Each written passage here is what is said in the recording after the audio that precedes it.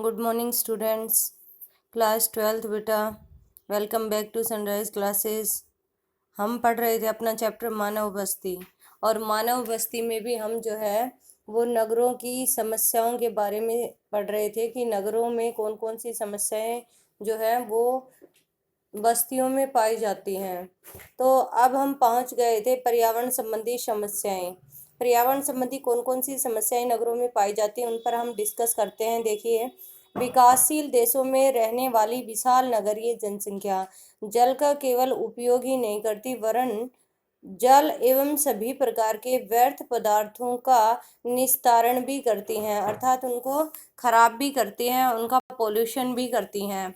विकासशील देशों के अनेक नगरों में पीने योग्य पानी की न्यूनतम आवश्यकता की पूर्ति तथा घरेलू और औद्योगिक उपयोग के लिए जल की उपलब्धता सुनिश्चित करना अत्यधिक कठिन है। जो विकासशील देश हैं उनमें जो है स्वच्छ जल, पेय योग्य जल की उपलब्धता बहुत ही कठिन हो गई है। घरेलू एवं औद्योगिक कार्यों के लिए परंपरागत ईंधन के व्यापक उपयोग के कारण वायु प्रदूषित हो रही है। परंपरागत ईंधन अर्थात घरेलू और औद्योगिक कार्यों में परंपरागत रूप से जैसे कि पेट्रोलियम वगैरह या कोयला वगैरह जो यूज किया जाता है उससे बहुत अधिक मात्रा में वायु प्रदूषण होता है। एक अनुपयुक्त मल निस्तारण व्यवस्था अस्वास्थ्यकर दशाएं पैदा करती है। इट मीन्स अनुपयुक्त जो मल निस्तारण व्यवस्था होती है, जो अपने सीवरेज व्यवस्था होती है, वो अगर अनुपयुक्त होती है तो स्वास्थ्य से संबंधित अनेक समस्याएं पैदा हो जाती हैं। घरेलू एवं औद्योगिक अपशिष्ट को सामान्य मल व्यवस्था में डाल दिया जाता है या बिना किसी शोधन के अनिश्चित स्थानों पर डाल दिया जाता है। जैसे हम कई बार जो है न्यूज़पेपर वगैरह में पढ़ते हैं कि जो फैक्ट्रियों का जल है वो गांव की तरफ निष्कासित कर दिया जाता है, किसी नदी में डाल दिया जाता है। तो इससे क्या होता है, प्रदूषण की समस्या क्रिएट हो जाती है।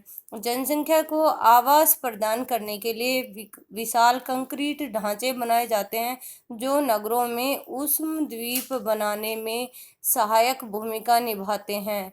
उष्म द्वीप अर्थात इससे जो है तापमान में वृद्धि होती है। नगर के तापमान में निवास के लिए जो है हम जैसे देखते हैं कि जितने बड़े नगरों में हम जाएंगे उतनी वहाँ पर बड़ी बड़ी बिल्डिंग्स दिखाई हमें देती हैं। तो ये क्या होती हैं, उष्ण द्वीप का रूप धारण कर लेती हैं, जो है वो ऊष्मा क्रिएट करने का कारण बन जाती हैं, गर्मी पैदा करती हैं ये। नेक्स्ट है समान संसाधन एवं मनुष्य के संचलन के द्वारा शहर, नगर एवं ग्रामीण बस्ती आपस में एक दूसरे के संपर्क में रहते हैं। समान संसाधन एवं मनुष्यों की संचलन अर्थात उनके पास समान संसाधन होते हैं सबके पास, चाहे वो शहर है चाहे वो ग्राम है, और मनुष्य जो है वो एक दूसरे से जुड़े हुए हैं। ग्रामीण लोग शहरों में अपना सामान जो है उत्पाद बेचते हैं, वहाँ से अपनी ज़रूरत का सामान लेते हैं। शहरी लोग जो हैं जो अपना सामान है, जो व्यापारी हैं वो अपना सामान बेचने के लिए ग्रामीणों से संबंध रखते हैं। तो इस तरह से वो आपस में एक दूसरे के संपर्क में बने रहते हैं। मानव बस्तियों को बनाए रखने के लिए नगरीय ग्रामीण संपर्क अत्यंत आवश्यक है। विशेष रूप से विकासशील देशों में ग्रामीण जनसंख्या की वृद्धि ने रोजगार सृजन एवं आर्थिक अवसरों को पीछे धकेल दिया है। ग्रामीण क्षेत्रों में जनसंख्या अधिक तीव्र गति से जो है वृद्धि कर रही है, इससे रोजगार सृजन और आर्थिक अवसर जो हैं वो बहुत कम उपलब्ध हो पा रहे हैं, या अधिकतर हमारी जो जनसंख्या है वो बेरोजगार है, जिसके कारण ग्रामीण जनसंख्या का नगरों की ओर प्रवास क्रम से बढ़ता जा रहा है। इसलिए लोग जो ग्रामीण लोग हैं वो बेरोजगार होने के कारण रोजगार की तलाश में नगरों की तरफ लगातार प्रस्थान करते जा रहे हैं, जिससे नगरीय क्षेत्रों में पहले से ही समस्याग्रस्त ढांचागत सुविधाओं और सेवाओं पर बहुत अधिक दबाव बढ़ गया है। नगरों में ऑलरेडी बहुत अधिक जनसंख्या है, और जब गांव के लोग वहां पर रोजगार की तलाश में जाते हैं तो वहां की जो व्यवस्था है वो अस्त व्यस्त और डगमगाई सी दिखाई देने लगती है, क्योंकि जनसंख्या का दबाव बहुत अधिक बढ़ जाता है। ग्रामीण निर्धनता को दूर करना शीघ्र आवश्यक है। ग्रामीण बस्तियों में रहन सहन के स्तर को सुधारना एवं वहां रोजगार व शिक्षा के अवसरों का सृजन करना भी आवश्यक है। रोजगार के और शिक्षा के अवसरों का सर्जन करना ग्रामीण क्षेत्रों में बहुत ही आवश्यक है। ग्रामीण और नगरीय क्षेत्रों में विभिन्न आर्थिक, सामाजिक एवं पर्यावरणीय आवश्यकताओं को संतुलित करके उनके अनुपूरक योगदान तथा संपर्कों का पूरा पूरा लाभ उठाना चाहिए।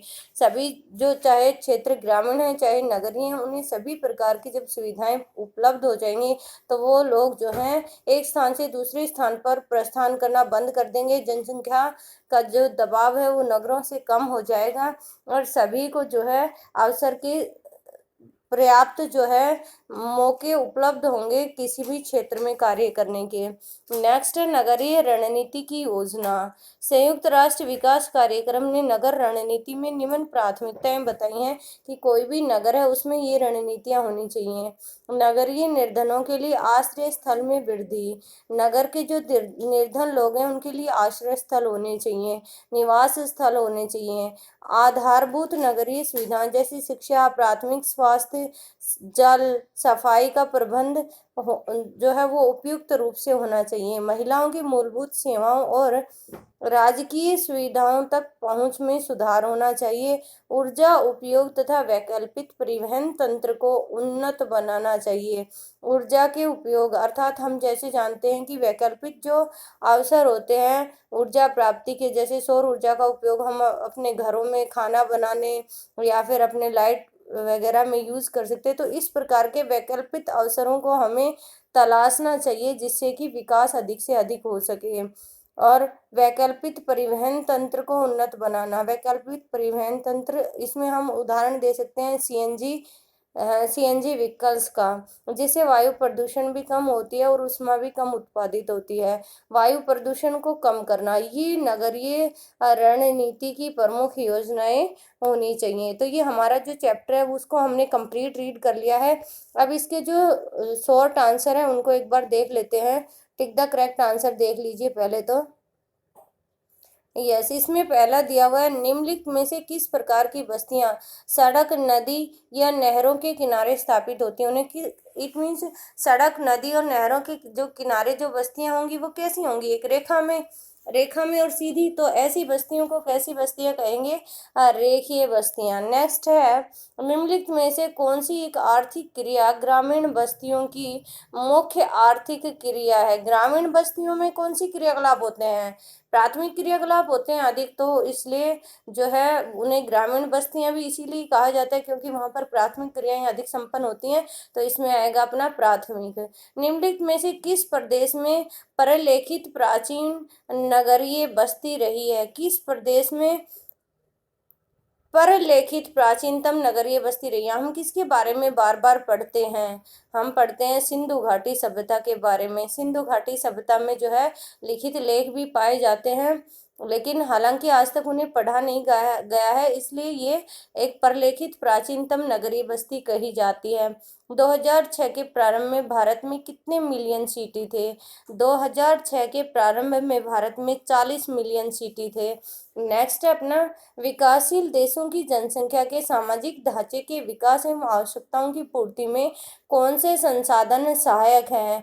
तो कौन से संसाधन सहायक है, वित्तीय संसाधन। कौन से, वित्तीय संसाधन। तो ये हमारे टिक द करेक्ट आंसर थे। इसके बाद जो है शॉर्ट आंसर टाइप क्वेश्चन है, इनको आप फाइंड आउट करेंगे और इनके आंसर राइट करेंगे। जब मैंने आपको पढ़ाया उस समय भी बार बार आपको बताया था कि जो है ये बेटा आंसर है आपका, आप इसको इस तरह से परिभाषित कर सकते हैं। बस्ती किसे कहते हैं, ये तो सबसे पहले अपनाया था कि मतलब जहाँ पर लोग एक स्थान पर स्थायी रूप से अपने निवास स्थान बनाकर रहते हैं उन्हें बस्ती कहते हैं। उदाहरण आपको दिया था गांव, नगर, शहर, ये सब किसके उदाहरण है, बस्ती के उदाहरण है।